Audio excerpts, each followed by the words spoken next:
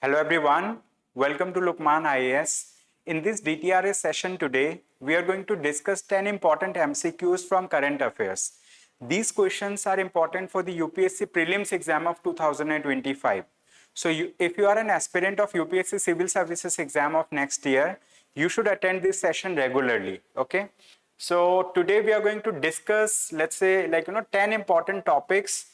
So the first topic that we are going to discuss is about Bal Gangadhar Tilak. Okay, so we are going to discuss about him. As we know, he was one of the most important freedom fighters in India. We will discuss about him, and then we are going to discuss about Red Sea. Okay, how Red Sea is important and why Red Sea has been in news. We will discuss about it. We will also understand about countries that surround the Red Sea. Okay, then we are going to discuss about Kenya. You know, in Kenya, protest is happening, right? A lot of people have been killed in the protest. So we will understand about reason of the protest, and we are going to discuss about, let's say, Kenya as a country in the African continent, okay? Then we are going to discuss about a national program. This is known as Street Lightning National Program, SLNP. We will discuss about it. Then the next topic will be Green National Highway Corridor Project in India. This is a project, let's say for creating a green national highway in India, okay? And we are going to discuss about HEMA panel report. We will understand this report belongs to which industry. And so what is all about the HEMA panel? We will discuss about it. And then we are going to discuss about a bill that has been introduced in the parliament. Name of the bill is Bharatiya Vayuyan Vidhayak Bill 2024. Then we will discuss about terracotta pipeline. Okay, we are going to understand about terracotta. Terracotta is something which we study as part of art and culture. You might have studied 11th standards fine arts book related to art and culture. This is related to that. Okay, so something was in news. We will discuss where it was located, where it is located. Then from nuclear technology or nuclear science and technology, we will discuss about small modular reactors. We will understand how small modular reactors are different from conventional reactors, how these are advanced nuclear reactors. Then we are going to discuss about prototype fast breeder reactor. This is also a kind of nuclear reactor itself, okay? So prototype fast breeder reactor was recently in news, I think in 2023 or in the beginning of 2024, when the Prime Minister of India has visited that site where core loading was being done for the prototype fast breeder reactor in India. Okay, we will discuss about all these 10 topics today, one by one. So you need to listen to this discussion, let's say carefully, so that you don't miss any important part of the discussion. And also this PDF will be uploaded in the description of this YouTube video. You can download this PDF at a later point of time. You can go through it. You can go through the solutions, examples, okay? So that it will help you to prepare for the prelims exam in a better manner. So as we discussed, that the first question is from modern Indian history. And this question is about Bal Gangadhar Tilak. Why we are discussing about Bal Gangadhar Tilak? It is because recently he has had 168th birth anniversary. Okay, 168th birth anniversary of Bal Gangadhar Tilak. So because of this, let's say we have thought of framing a question on Bal Gangadhar Tilak. Through this question, we will understand about contribution of Bal Gangadhar Tilak in modern Indian history or in independence movement in India. Okay, so there are various things that are associated with his life and the contributions that he has done to the Indian people, to the Indian society. We will understand about it. So the first topic, it says he was one of the founders of the Indian National Congress. See, the first statement is wrong because Bal Gangadhar Tilak was not one of the founder of Indian National Congress. Okay, he was not a founder. Indian National Congress was founded in 1885. Okay, it was founded in 1885 by, let's say one Britisher, we call him Hume. Okay, Alan Octavian Hume, and then Dadabhai Nauroji was part of it. Dinshaw Edulji Vacha was among the founders, but Bal Gangadhar Tilak was not a founder of Indian National Congress. This statement is incorrect, first statement. Second, he propagated the celebration of Ganesh Chaturthi and Shivaji Jayanti as a means to unite the masses. This statement is right, okay? Because Bal Gangadhar Tilak believed that people should participate in celebrations so that they come together, there is cohesiveness between them, so that like ideas flow between people. When people talk with one another, they share ideas with one another, they exchange the ideas, and then mass movements propagate. Okay, so that's why he propagated that celebration of Ganesh Chaturthi and Shivaji Jayanti should be done on a mass scale so that people can unite together. Okay, so this is what is correct about him. Then Bal Gangadhar Tilak authored, or he has written, Geeta Rahasya while he was imprisoned in Mandale. Okay, so like Bal Gangadhar Tilak was imprisoned. So during the time when he was serving his prison term, in the prison he has written about Geeta. Okay, so he has written about Bhagavad Gita. He has written a commentary about Bhagavad Gita, so that like people can understand Bhagavad Gita in normal day-to-day language. Okay, this is known as Geeta Rahasya. Okay, Geeta Rahasya is associated with him. Okay, so that's why second and third statements are right. Correct answer is option B. So Hare Krishna, thank you so much for joining. Good evening. Okay, so with this, let us move to the next question. And also we have a similar question from the past years. Okay, song from prison. Okay, so like it is associated with whom? So Mohandas Karamchand Gandhi. Similar question in UPSC Prelims 2021. This is the photograph of Bal Gangadhar Tilak. So you can see. Okay, then we have another question. We are going to discuss this question. Question number 2. Consider the following statements regarding Red Sea. We know what is the significance of Red Sea. Red Sea is a region, I mean, like through which, let's say, like, there is a gulf or there is a passage, right? Through this passage, you can connect, right, to the Mediterranean Sea. And Red Sea has been in news because, like, Houthis started attacking on all ships that were passing through the Red Sea. It was done by Houthis in solidarity with the Palestinian people. You might have read about it in newspaper, right, at that point of time. So it says it is one of the world's warmest and saltiest bodies of seawater. This statement is right. Okay. Second, the Suez Canal connects the Red Sea to the Mediterranean Sea. This is also right.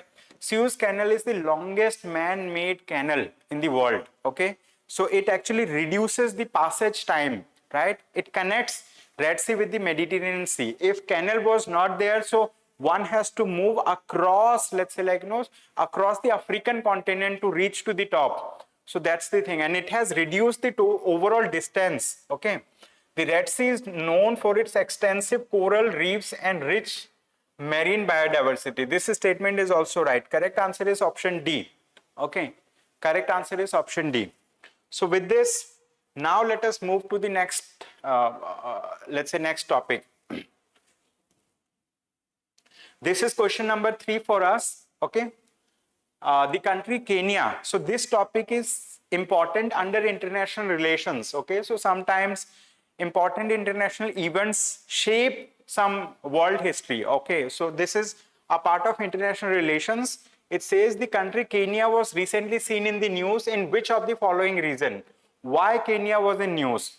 Those people who have been following newspaper, maybe if you have been reading newspaper from last 1 week, you will get to know that Kenya is in news because in Kenya they have done a taxation reform.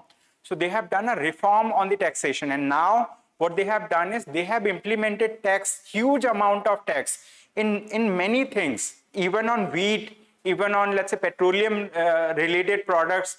On most of the products, taxation has been increased suddenly, drastically. And that's why people started protesting in Kenya, and it has led to death of around 23 people. Okay, and still protest is ongoing. Okay, Kenya is a country in Africa, and then let's say, like, Kenya, 1/3 of Kenyan population lives in poverty. Okay, so that's why. So it is, let's say, implementing a major economic tax reform initiative. So why it was in news? It is for implementing a major economic tax reform in, let's say, Kenya. That's why. Now with this, let us move to the next question. This is, let's say, a newspaper article. Why have violent protests in Kenya continued? Explained. So this is the article that, that inspired us to frame that question. Now with this, let us move to the next question. Question number 4. Consider the following statements about Street Lighting National Program. What? Street Lighting National Program. This program is very important because this initiative has helped to reduce the wastage of power. Power use efficiency has increased. So related to this program, we have 3 statements. We need to identify which of these statements are correct, which statements is incorrect. Okay. So it says the SLNP aims to replace conventional street lights with energy efficient LED street lights across India. This statement is right. Okay. So earlier we used to have a kind of yellow colored light that used to consume huge amount of power, and its power giving efficiency, lighting efficiency was low. Those lights will be replaced by what? Energy efficient LED lights. This statement is right. The program is implemented by the Ministry of New and Renewable Energy. This statement is wrong because it is going to be implemented by Ministry of Power. What? By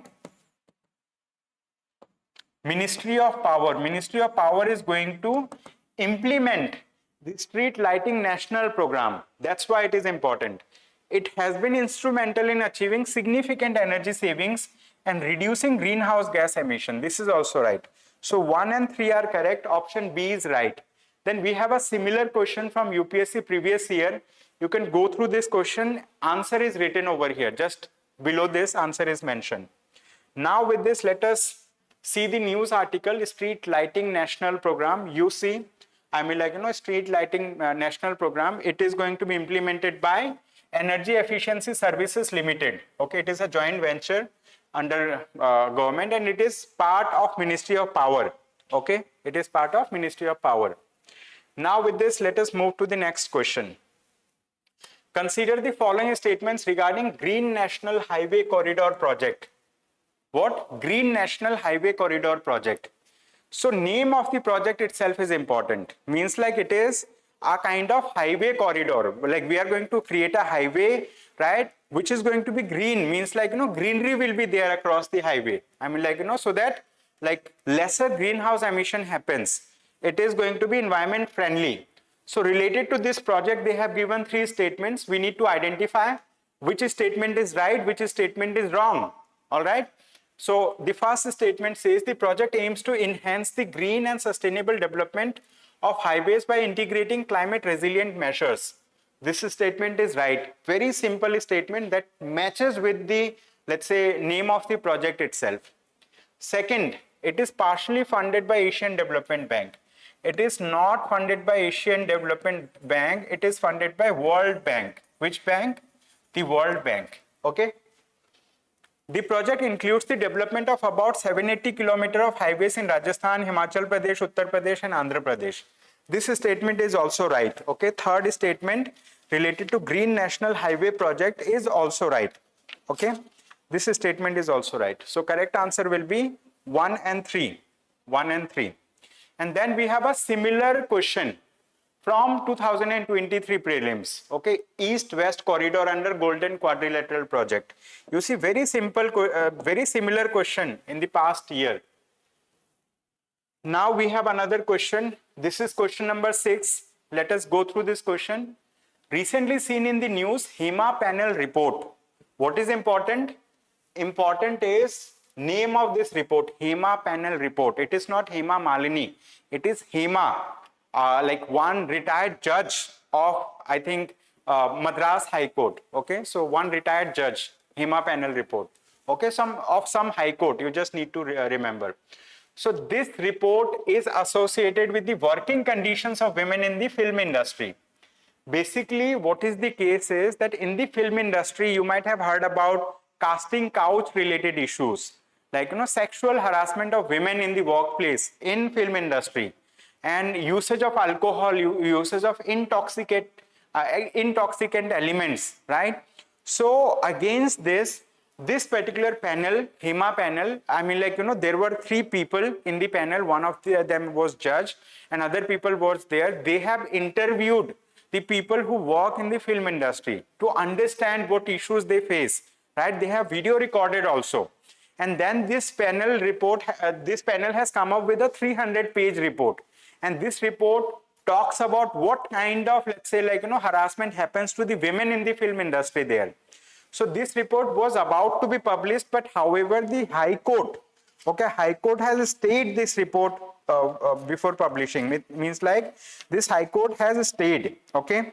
So Kerala High Court has, HEMA panel, like Justice Hema, Justice K. Hema is a judge, is a retired judge from the Kerala High Court. Okay, she has filed this report, and like, however, the Kerala High Court has, I mean, like, stayed this report for release. I mean, like, it has not been allowed to be released. And in this report, they have mentioned about casting couch, substance use, and also they have talked about formation of a panel. Okay, formation of a panel that's going to address the issue like this. All right. And then we have a similar report, similar question, Gadgil Committee report and Kasturi Rangan Committee report 2016. It is associated with protection of the Western Ghats. Previous year question, okay? So on similar lines, we are framing questions so that you understand what is the nature of questions that UPSC asks, okay? Now we have another question, very important question. It says, consider the following statements regarding Bharatiya Vayuyan Vidhayak Bill. Nowadays, all the laws or bills that are introduced in the parliament, they are named in Hindi, okay? Although, let's say, official text of any bill should be in English, although its translated text can be there, okay? But recently introduced bill, which is known as Bharatiya Vayuyan Vidhayak Bill, it is associated with aircrafts, okay, aircraft bill. So it says this bill will replace the Aircraft Act, okay? This statement is right. It empowers the central government to make rules for the investigation of any air accident in India. This is right. It aims to support the Make in India initiative.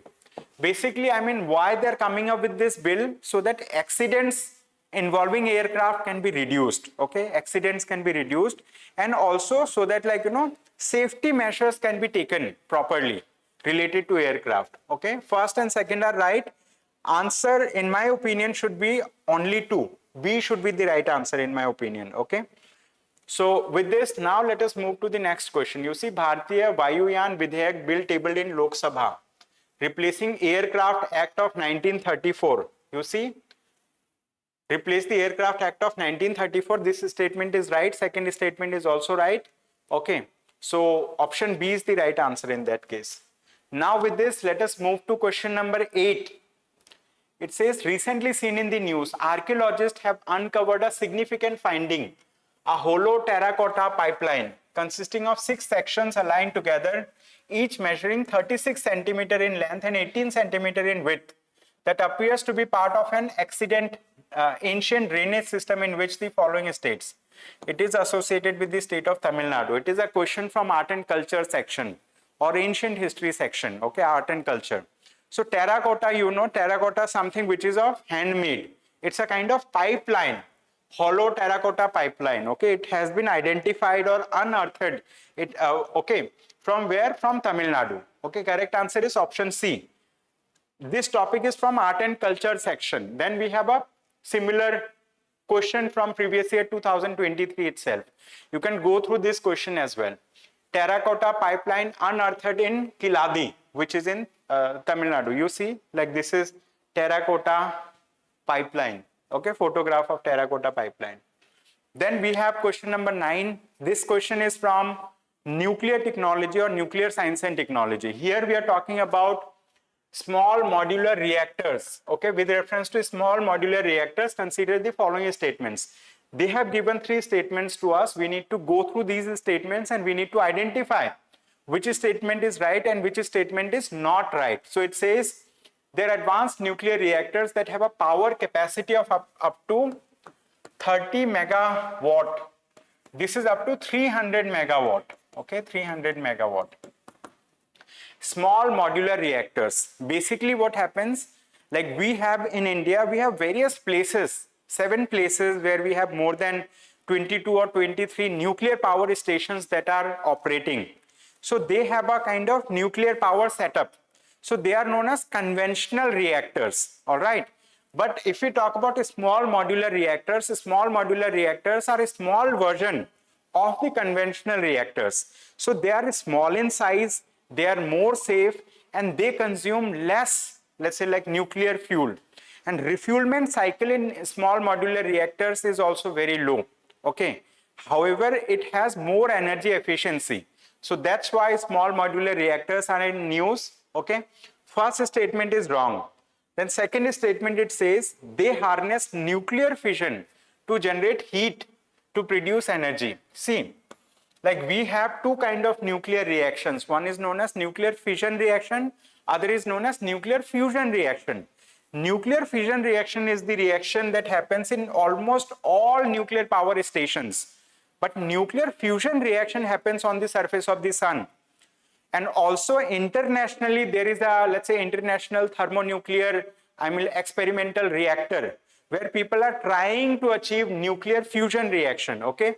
But the thing is, like, if we talk about small modular reactors, here also nuclear fission reaction happens the way that, like, in conventional reactors happen. Same thing. Statement 2 is right. Third, power plants based on small modular reactors require more frequent refueling than conventional plants.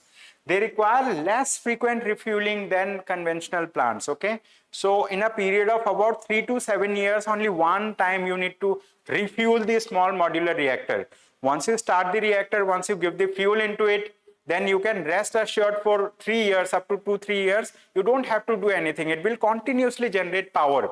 It is more power efficient, it is very safe, okay? And that's why small modular reactors are in news. That's why government is trying to acquire small modular reactors, okay? So second statement is only right. Correct answer is option A, only one. Second statement is right. Then we have a similar question, okay? Radioisotope thermoelectric generators, like that, okay? So previous year question, UPSC Prelims 2024. Now this is last question, question number 10. This is also from nuclear technology. This is also from science and technology, okay, this question. It says with reference to prototype fast breeder reactor, okay? Prototype fast breeder reactor. So why prototype fast breeder reactor is needed? Because prototype fast breeder reactor will use a different fuel than conventional reactors. Number one, from the conventional reactor, whatever waste is produced, which is known as spent fuel, that will act as a fuel in the prototype fast breeder reactor. So far in India, prototype fast breeder reactor is not functional. However, recently core loading has happened. Means like the core part of a nuclear reactor, it has been installed somewhere in India. And the Prime Minister of India has visited there to inaugurate that event. Okay. So that's why it was in news. That's why we are talking about prototype fast breeder reactor. For example, you might have heard about 3-stage nuclear power program in India, which was initiated way back by Homi Jahangir Bhabha. He has had a vision for India that we are going to go through 3 phases, like, phase 1, phase 2, phase 3, or stage 1, stage 2, stage 3. So 3-stage nuclear power program. So as of now, from 1950s till 2024, we are in phase 1 itself. We have not able to move to phase 2. We will be able to move to phase 2 only after this prototype fast breeder reactor becomes operational. All right. So that's why it is important. So related to this, they have given multiple statements. 3 statements have been given. First, it says it is a 500 megawatt thorium cooled fast breeder reactor. However, it is sodium cooled fast breeder reactor. Okay. So it is not thorium, it is sodium cooled. Okay, fast breeder reactor. Thorium will be used in the 3rd stage. We are going to move to the 2nd stage. Thorium will be used in the 3rd stage. Maybe by 2050 or so, we will be able to achieve that. As of now, that is not achieved. India's first indigenous prototype fast breeder reactor will be located in Andhra Pradesh. Okay, so here they have mentioned that it will be located in Andhra Pradesh. However, the first breeder reactor will not be located in Andhra Pradesh. It will be located somewhere else. It will be located in Tamil Nadu. Where? It will be located in Tamil Nadu. Okay, TN. The Atomic Energy Regulatory Board has granted permission for the first approach to criticality of the 500 megawatt prototype fast breeder reactor. So only third statement is right. In this question, only statement 3 is right. Okay, prototype fast breeder reactor. It is once this reactor becomes operational, we will be able to move to the second stage of nuclear power program in India. Okay, we have a similar question from 2016. You can go through that question. And this is the news article that has inspired us to frame this question. It says, Atomic Energy Regulatory Board grants permission for first approach to criticality of 500 megawatt electricity prototype fast breeder reactor. Okay, Mumbai July 27 report. So that's the thing. Okay, so you can go through this. And so I would like to share that we have started a Takkar year-long program that has started from that is going to start from 3rd of August, tomorrow. It's a year-long test series where 146 tests will be conducted, or 145 tests will be conducted, and it has 4 phases. Firstly, in the first phase, integrated tests will be conducted for the prelims and mains exam. In the second phase, we are going to conduct tests for the prelims exam only. In the third phase, after you qualify the prelims, we will be conducting tests for the mains exam. Then in the final phase, we are going to help you with the interview guidance. Here in Lukmaan IAS, we have a team of retired and former bureaucrats, retired IAS officer, IPS officer, IFS officer. They are the ones who help you to prepare for the interviews. All right. So this Takkar year-long test series program is helpful for all those students who have been into UPSC preparation for some time, maybe 1 year, 2 year, 3 year and all. For you, that is going to help you. And those students who are college going, who have just started preparing for UPSC Civil Services exam, and they need guidance from the beginning, right? Which books to study, which subjects to study, what to study, how to cover the NCERT books, all those things will be covered under 2 years integrated program for integrated guidance program for IAS. Okay, so it's going to start from 31st of August. Okay, class will be from 1st of September 2024. It will be beneficial for college going students. Fees is also very much reasonable for this course. Okay, so all of you who are just beginners or who have some relatives who are beginners into preparation, this program is designed for them. So thank you so much everyone for attending this session. I hope you have a good day.